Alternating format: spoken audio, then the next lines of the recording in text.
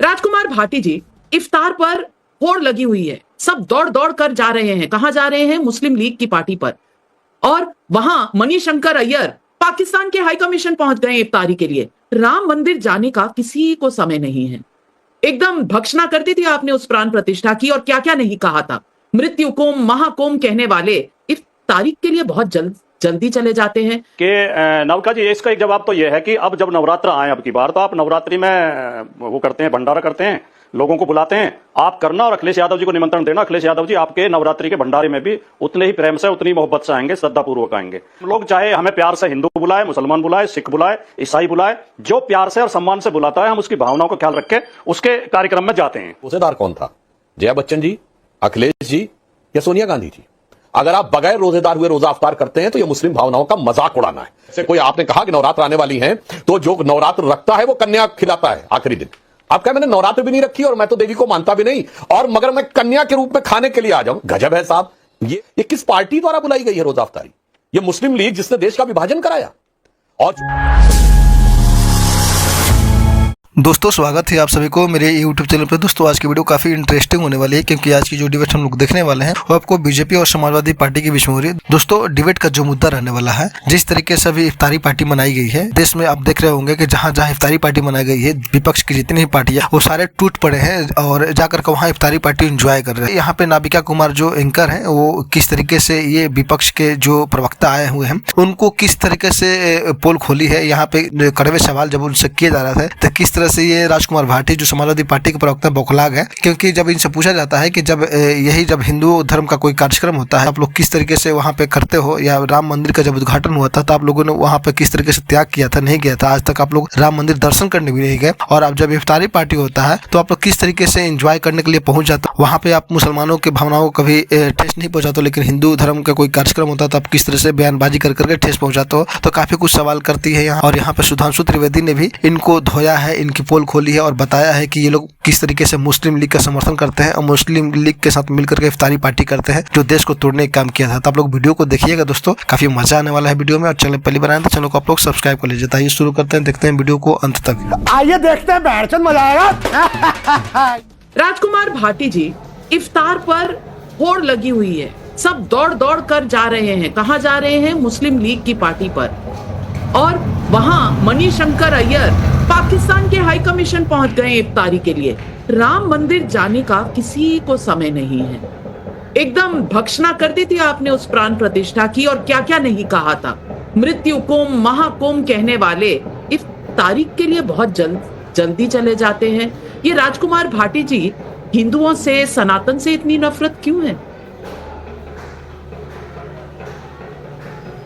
नहीं, ये तो आपका काल्पनिक सवाल है और आपके दिमाग में घूम रहा होगा कि हिंदुओं से नफरत है। मेरा फ़ोन कट गया, कृपया इनसे पीसीआर से कह दें मेरा फ़ोन जोड़ दें। बाकी मैं अपनी बात कहता हूँ, मैंने आपका सवाल पूरा सुन लिया।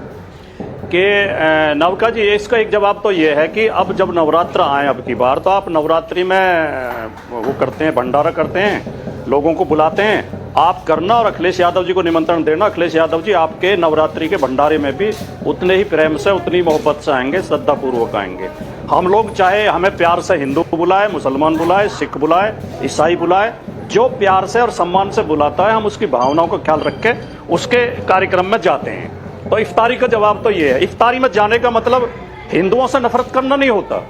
ऐसा परसेप्शन इस देश में न परोसा जाए, ये देश के लिए बहुत खतरनाक होगा। देश विभाजित हो जाएगा कि किसी मुस्लिम समुदाय के कार्यक्रम में जाना हिंदुओं से नफरत करना है। हम दोनों से एक साथ भी तो मोहब्बत कर सकते हैं। हम हिंदू से भी प्यार करें, हम मुसलमान से भी प्यार करें। हम हिंदू के त्योहारों में भी शामिल हों, हम मुसलमान के त्योहार में भी शामिल हों, उनके नवरात्र में भी उनके इफ्तारी में भी शामिल हों, हिंदुओं के नवरात्र में भी शामिल हों। ऐसा देश भी तो हम बना सकते हैं, ऐसा समाज भी तो बना सकते हैं। हमारा ऐसी सोच क्यों है कि जो इफ्तारी में चला गया वो हिंदुओं का दुश्मन हो गया? नंबर एक बात। दूसरी बात, जब आप ये कहती हैं कि अखिलेश जी का नाम लेके या ममता बनर्जी जी का नाम लेके या मेरा नाम लेके कि हम हिंदुओं के दुश्मन हो गए, तो ये हंसने लायक बात है, क्योंकि हम खुद हिंदू हैं। हम हिंदुओं का दुश्मन होने का मतलब है कि हम अपने परिवार के दुश्मन हो गए, अपने बच्चों के दुश्मन हो गए, अपने रिश्तेदारों के दुश्मन हो गए, क्योंकि हमारे सारे रिश्तेदार हिंदू हैं, हमारे बच्चे हिंदू हैं, हमारा परिवार हिंदू है, हमारा पड़ोस हिंदू है। तो ये एकदम हास्यास्पद बात है। लेकिन सवाल असली ये है नाविका जी, ये क्यों हो रहा है? ये इसलिए हो रहा है कि उत्तर प्रदेश में अभी पुलिस भर्ती का रिजल्ट आया है, ओबीसी और एससी के साथ खुली बेईमानी की गई है। ओबीसी की सीटें रोक रोक कर ओबीसी की कट ऑफ ऊपर है और ईडब्ल्यूएस की कट ऑफ नीचे है, यानी ईडब्ल्यूएस ओबीसी से कम नंबर पाकर सेलेक्ट हो रहा है। यही शिक्षक भर्ती में हुआ था। शिक्षक भर्ती में हाईकोर्ट का आदेश है कि 3 महीने के अंदर नई सूची बनाई जाए और ओबीसी को भर्ती किया जाए। ओबीसी के साथ जो बेईमानी हुई है, योगी जी ने नहीं बनाई। तो ओबीसी और एससी इस अन्याय की तरफ से नजर न करे, इस अन्याय के खिलाफ न बोले, इस सरकार की पोल न खुले, इसलिए हिंदू मुसलमान के सवाल उठाए जा रहे हैं, रोज उठाए जा रहे हैं, नए नए सवाल लेके आए जा रहे हैं। चलिए राजकुमार भाटी जी, चलिए ये मैं मान लेती हूँ कि आपको हिंदू मुसलमान सिखों से सबसे प्यार है, बहुत अच्छी बात है, आप हिंदू हैं मैं जानती हूँ, लेकिन सवाल तो इसीलिए उठता है ना कि इफ्तारी पे आप चले जाते हैं, आप कहते हैं जहां भी बुलाया जाता हम चले जाते हैं। इफ्तारी पे आप गए, राम मंदिर की प्राण प्रतिष्ठा में बहुत आदर के साथ आपको मंदिर के ट्रस्ट ने बुलाया था, बीजेपी ने नहीं बुलाया था, मंदिर के ट्रस्ट ने बुलाया था, हिंदू ट्रस्ट ने बुलाया था, लेकिन आप नहीं गए, आज तक नहीं गए। लेकिन आपने मुझ पर सवाल उठाए, कोई बात नहीं, मैं सुधांशु त्रिवेदी जी से पूछ रही हूँ, क्या मजबूरी है सुधांशु त्रिवेदी जी के जेपीसी की मीटिंग आऊंगी नहीं राजकुमार भाटी जी, आपने कहा कि हिंदू मुस्लिम जो भी बुलाएगा हम जाते हैं, भागना नहीं चाहिए। नहीं भागूंगी नहीं, वापस आऊंगी, भागूंगी नहीं, आपने मत लगाओ ना, 10 ही सेकंड केवल 10 सेकंड आप सस्पेंस बढ़ाइए ना। आपने कहा हिंदू बुलाए या मुस्लिम बुलाए, प्यार से जो बुलाता हम जाते हैं। सुधांशु जी जवाब दे ले, मैं आपके पास ही वापस आऊंगी, मैं कहीं नहीं जा रही, मुझे किसी इफ्तारी में किसी भजन कीर्तन पे जाना ही नहीं है, आप ही के साथ बैठी हूँ। सुधांशु जी तब नहीं आए, तरीका गलत है, या तो आप आरोप न लगाती, नहीं तो आप मुझे जवाब देने का समय दें। किसी के ऊपर आरोप लगाया जाता तो उसको जवाब देने का समय दो, 10 ही सेकंड दो, केवल मैं 10 सेकंड मांग रहा हूँ। नहीं तो बोलिएगा, 2 नहीं, मैं आपको पूरे 30 सेकंड 45 सेकंड दूंगी, पहले सुधांशु जी को सुन लीजिए। सुधांशु जी क्या मजबूरी है कि नहीं कि ये आरोप लग रहा है विपक्षी नेताओं पर, क्या मजबूरी है कि नहीं इनकी कि इनको कॉन्ट्रैक्टर्स के लिए रिजर्वेशन करना पड़ता है, 4% का रेजोल्यूशन वक्फ बोर्ड के खिलाफ पास करना पड़ता है, कोई मजबूरी होगी ना? देखिए, पहली बात मैं स्पष्ट कर दूं, राजकुमार भाटी जी ने कहा किसी के शादी ब्याह की दावत या कार्यक्रम की दावत और रोजा अफ्तारी में अंतर है। रोजा अफ्तारी एक धार्मिक कार्यक्रम है जो रोजेदारों को रखना चाहिए। मैं विनम्रता से पूछना चाहता हूं, जितने लोग इसमें बैठे हुए दिख रहे थे, इसमें रोजेदार कौन था? जया बच्चन जी, अखिलेश जी या सोनिया गांधी जी?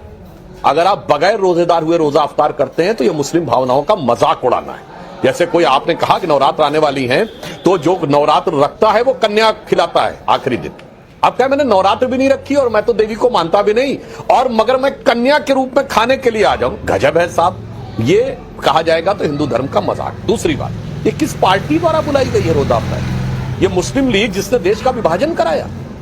और जो लोग बचने का प्रयास करते हैं, मैं उनसे कहना चाहता हूं, आपके लाखों दर्शकों से चेक कर लें, ये इंडियन यूनियन मुस्लिम लीग के संस्थापक मोहम्मद इस्माइल, जिन्होंने मार्च 1948 में नाम बदल के इंडियन यूनियन मुस्लिम लीग किया, वो जिन्ना की मुस्लिम लीग के दक्षिण भारत के अध्यक्ष थे, सेम मोहम्मद इस्माइल। और जिन्होंने 1946 की प्रोविंशियल असेंबली के इलेक्शन में मद्रास प्रेसिडेंसी, जिसमें लगभग पूरा दक्षिण भारत आता था, 30 में से 30 सीटें मुस्लिम लीग ने जीती और मुसलमानों का 95% वोट मिला। कितना?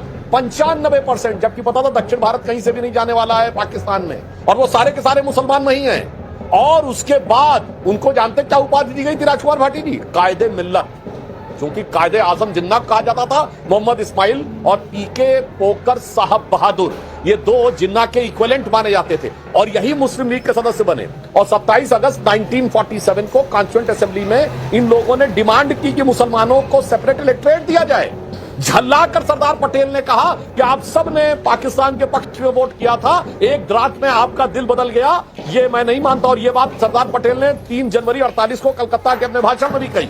उन्होंने कहा मगर फिर ये मत कहो कि अलग चाहिए, और उन्होंने कहा छोटा भाई बड़ा भाई, छोटा भाई बड़ा भाई देख के हम बहुत भुगत चुके, ये सरदार पटेल ने कहा। तो कहा आप देश के लिए क्या कर सकते हो ये बताओ। उस मुस्लिम लीग के साथ जाके खड़े हो रहे हैं, उसके में रोजा अफ्तारी कर रहे हैं। साहब, देश के साथ भी आप धोखा कर रहे हैं और मुस्लिम समाज के साथ भी आप धोखा कर रहे हैं। इसलिए मेरा सीधा सवाल आपसे यह था कि ये बताइए, अभी जब आप ये कहने का प्रयास करते हैं तो साहब आप कहते हैं कि नहीं वो हिंदू वाले में तो जाने में ये है, वो समस्या है, फलाना है, ढिमाका है, ये है, वो है, परंतु यहां पर आपको नजर आता है इसलिए। और मैं एक और बात बता दूं दर्शकों को, ये मुस्लिम लीग वो मुस्लिम लीग है जिसने हमास का भी समर्थन किया।